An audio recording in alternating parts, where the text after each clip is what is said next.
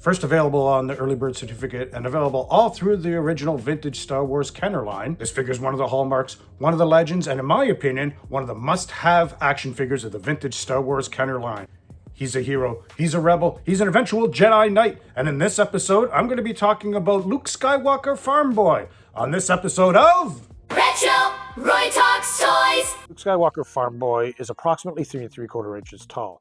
While the vintage Star Wars Kenner line wasn't the first at this size, other lines such as the Fisher-Price Adventure People, which started in 1975, beat Star Wars to the punch at this scale. Interestingly enough, it was mock-ups using the Fisher-Price Adventure People that were famously first used as stand-ins for promotional photography for the Kenner Star Wars line before the original Kenner figures were even made.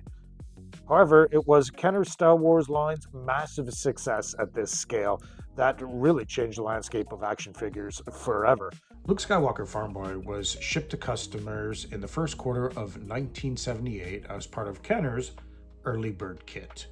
Due to the popularity of the figure, Farmboy Luke was available throughout the entirety of the North American Kenner Star Wars line, first appearing on the Star Wars 12 back card, and then over the subsequent years on the Star Wars 20 and 21 back, the Empire Strikes Back 21, 31, 32, 41, and 47 back cards, and the Return of the Jedi 48 and 65 back cards.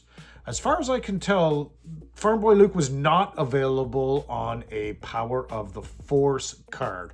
But if I'm wrong about that, please comment below.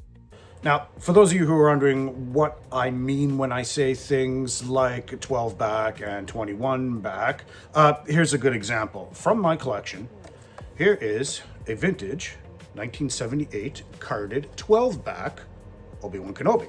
This is known as a 12 back because, as you can see, there's the original 12 figures on the back. So this is a 12 back Obi-Wan Kenobi.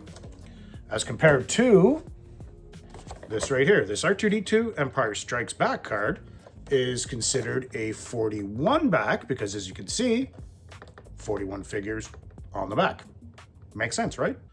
As with most, but not all, of the Kenner Star Wars line, Luke Farmboy has 5 points of articulation. He's got articulation at the head, shoulders, and hips, allowing for lots of different poses during play and allowing him to sit in and interact with all of the Kenner ships. Luke Skywalker wasn't packed with any accessories, but he does have a pretty famous weapon he came with. Luke Skywalker was first packaged with his double telescoping yellow lightsaber. You know, yellow, just like in the movies.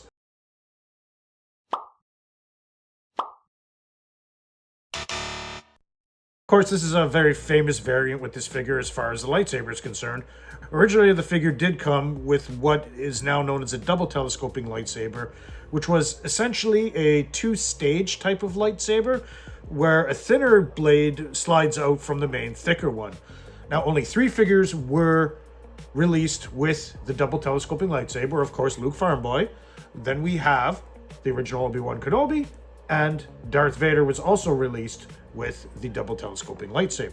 This original lightsaber design was quickly switched out by Kenner to what we know and love today, leaving the double telescoping Luke, Vader, and Obi-Wan to be highly sought after variants. Now, just kind of a side note about variants, I'm honestly not much of a variant hunter with things like that. I prefer to have just one nice version of the figure in my collection.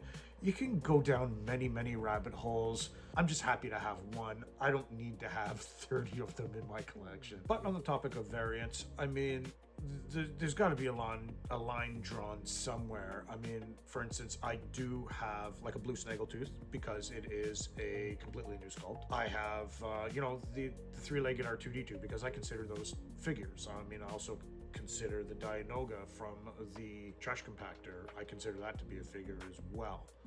So, I mean, lots of different collectors kind of draw the line. I draw the line at only need one. Just one of those figures.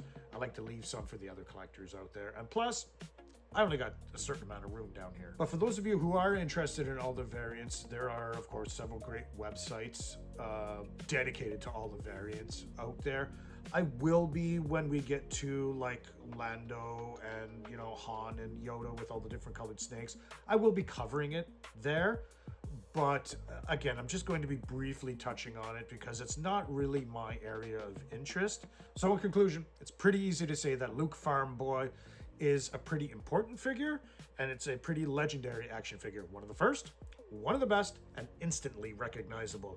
If you're planning on only getting a few figures to demonstrate, to show what the Kenner Star Wars line was like, I think a Luke Farmboy has got to be at the top of your list. So thanks for watching. I hope you liked what you saw. I hope you had a good time. And more importantly, I hope you learned something. So I'll see you on the next episode of Retro Roy Talks Toys.